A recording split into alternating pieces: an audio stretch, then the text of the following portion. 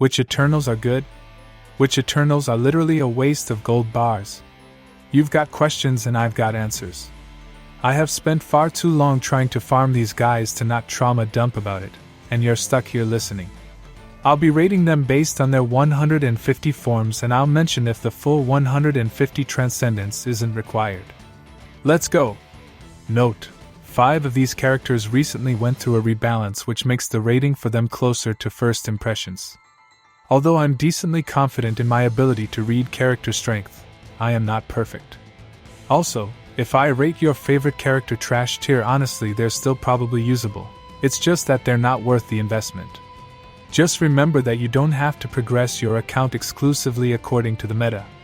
I'll be real with you, Uno got done dirty. He is designed to be a dedicated tank with his substitutes and full cut, but he unfortunately lacks a lot of what makes a good defensive character in a difficult raid. His first issue is his lack of consistent defensive tools. Generally, a dedicated defensive unit needs to have good uptime on their defensive tools or even infinite uptime, such as Noah or Wamdas. He also doesn't have anything to contribute to common omens, which are vital to endgame raids, leaving him essentially unusable for those. This leaves him with more DPS-oriented content where he's certainly okay at, but having 2 skills dedicated to defense, and his nuke having no utility is rough. He's also outclassed in burst for water by Hraesvelgr-oriented comps, leaving him most useful at 0-click OTK for guild war meat farming. As much as I hate to say it, you probably want to transcend him last. RIP Mr. Pringle. After the rebalance, Song very much feels like the jack of all trades, master of none. She has Flurry, she has double-digit debuffs on one skill, and she has a nuke that hits incredibly hard, twice. This leaves her in a spot where she isn't a particularly amazing unit for specific content, but she is a good unit to just put into more general comps. Slap her into basically any FA comp and she'll do good work. Use her in burst to replace a seasonal you don't have, or use her in endgame raids where she can contribute to a majority of the common omens. She's pretty solid, but I can't see her having a home in any optimal setups outside of her unique 150 upgrade.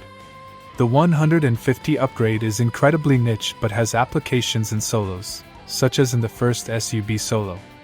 Otherwise, the 150 upgrade is just a multi-attack buff, and she can be left at 130 if that isn't a concern for you.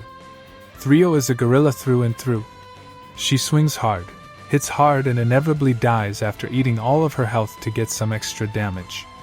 Basically, she's the character manifestation of every Titan player. Her main strength is her natural synergy with comps that involve fronting, where her passives come together to create a character who can effectively mash. Other than her iconic Ground Zero that eats a majority of her HP to deal some plane, she has some tools to help sustain or deal more damage, with the most notable being the free attack on her sword form. This skill can reset on CA with her EMP skill at level 130, which is also the level where I would say she becomes useful.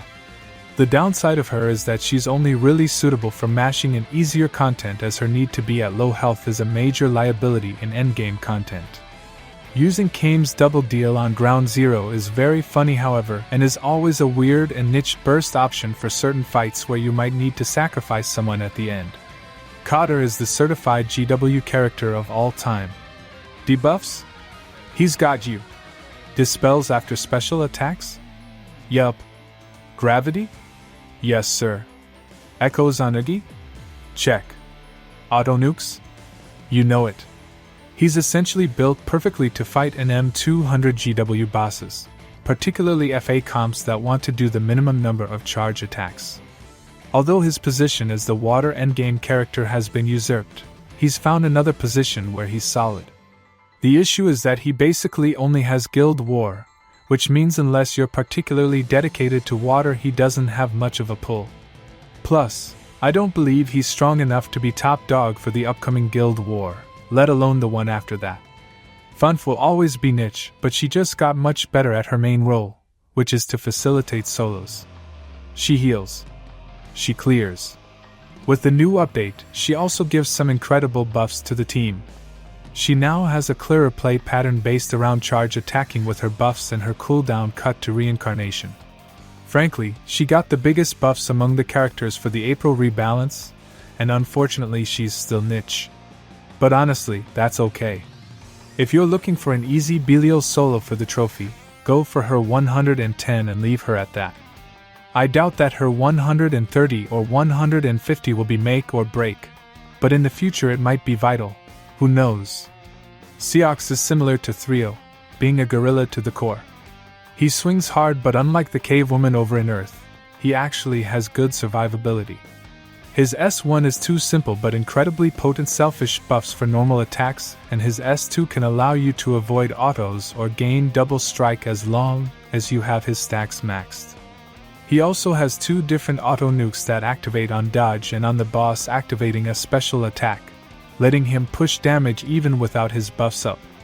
Although Seox is usable at level 130 for most of the things you would want him to do, I would highly encourage you to level him to 150. Siete is the certified V2 character of all time. Do you want to do endgame content and win with AF2P grid? If yes, you have to get Siete. If you're primal and you have the option to use other characters, you might still want Siete. Siete essentially does 3 things.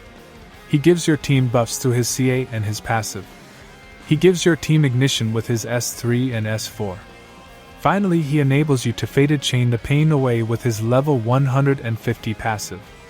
This final feature, combined with his improved S2, allows you to pull incredibly dumb shit that you can't get away with in any other element, which only comes at the price of being in lockout every turn.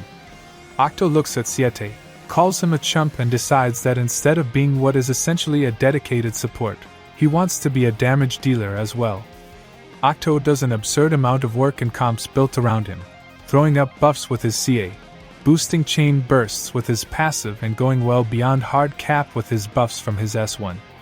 Every turn the team chain bursts, he additionally boosts everyone's bar and provides 100% debuff resist and dispel cancel, which in the correct comp can be every turn. The only downside to him is that outside of this role he is very lackluster, having no features that would make him a choice in more normal attack-based comps.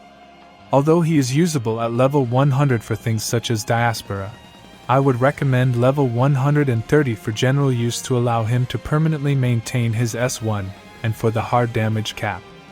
His 150 upgrade is niche but extremely potent when it comes up, mostly in Guild War, so if you wish to use a safe CA comp you want him fully upgraded.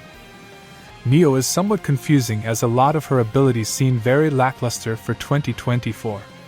Her S1 is a debuff that doesn't work paired with a turn-based Miserable Mist, and her S2 gives the team buffs that are nice for Magna but not especially potent compared to some of her contemporaries.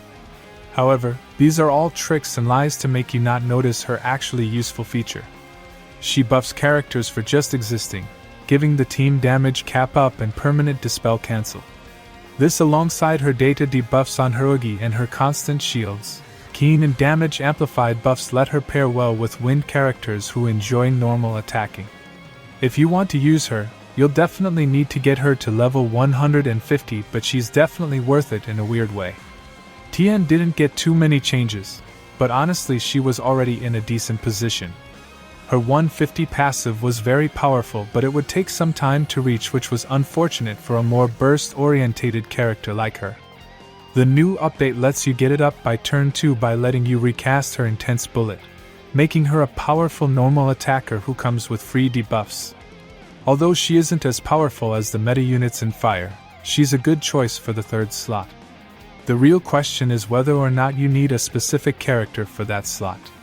She does unfortunately need 150 to be useful outside of being a drop rate up character, so you'll definitely need to fully invest to unlock her potential. Overall, the Eternals are definitely a mixed bag. Although they are at least usable, some of these kits are definitely showing their age. Some have aged gracefully, such as Okto, where his buttons are basic but powerful or useful. Some are closer to Uno, their skills being powerful for the game they used to reside in, which are greatly out of place in a modern meta. I think they are definitely nice to have, but for those who are attempting to build their first primal grid, the need for bars definitely makes a decent number of them unappealing options. Most importantly, don't make the mistake of going for Uno first. I've played this game for more than 5 years and I got him to level 150, but I have never used his ass. Oh my god, why doesn't he have a defense buff?